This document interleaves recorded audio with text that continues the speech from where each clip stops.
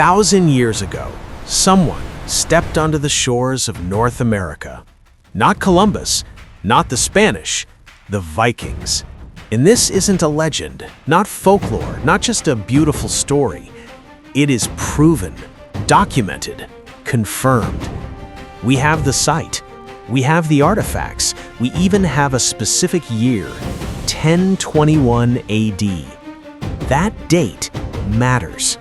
While Europe was building cathedrals, something else was happening. Here, at the edge of the world. Columbus wouldn't arrive for another 471 years. So why does almost no one know about this? The place is called Les Meadows, the northern tip of Newfoundland, Canada. Today, there's only wind, gray skies, and silence. But 1,000 years ago, something was happening here. Norwegian archaeologists found this site in the 1960s, and it wasn't just one random artifact, it was a whole complex. Sod and timber houses, the exact same technique used in Iceland and Greenland. Iron nails, ship rivets, traces of serious metalworking. And then, slag, iron slag, waste from smelting metal. This wasn't just a camp, it was a workshop. Someone built a forge here on American soil over 1,000 years ago. That makes Les Meadows the earliest known site of iron production in the entire New World. Not a campfire, a forge. You've probably heard the name Leif Erikson, Norse explorer, son of Erik the Red. But to understand how he got here, you need to know his father first. Erik was an exile, a killer, a man with nowhere left to go, so he sailed into the ice and built something anyway. He founded a colony in Greenland, but Greenland was a trap. No trees, no timber, no future. So his son Leif looked west. The sagas credit him with sailing to a place called Vinland, land with forests, resources, and wild grapes. But sagas are stories. Les Meadows is fact, and among the artifacts found at the site, something almost nobody talks about. A spindle whorl and a needle. A spindle whorl is a tool for spinning thread. It was used by women. This was not a party of warriors passing through for the night. There were families here, people who thought about staying forever.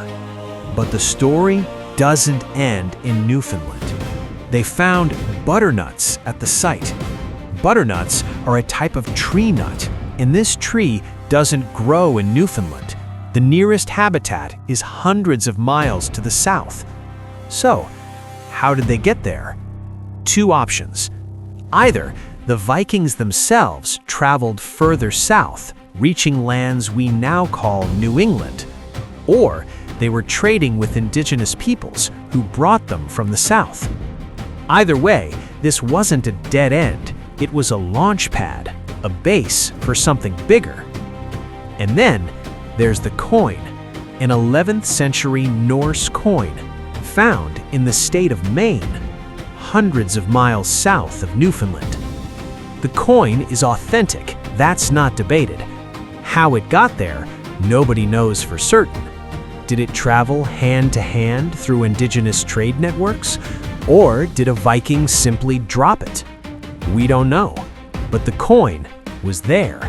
Now imagine the voyage itself. No GPS, no radio, no weather forecast. Just a wooden ship, open ocean, and stars. From Greenland to Newfoundland, nearly 1,500 miles of open Atlantic. Brutal, unpredictable, unforgiving. And when they finally arrived, nobody was waiting for them. The sagas have a word for the people they met. Skraelings. We don't know exactly who they were, But the encounters were not peaceful. There was conflict. There was blood on both sides. The land was not empty, and it was not theirs to take. Greenland couldn't send reinforcements. The distance was too great. The Vikings were too few. This was as far as anyone could go, and they knew it. They loaded their ships and disappeared for 450 years, until 1492, when a Genoese sailor arrived with 3 ships, hundreds of men, and the full backing of the Spanish crown. Columbus got the statues, the holiday, the credit.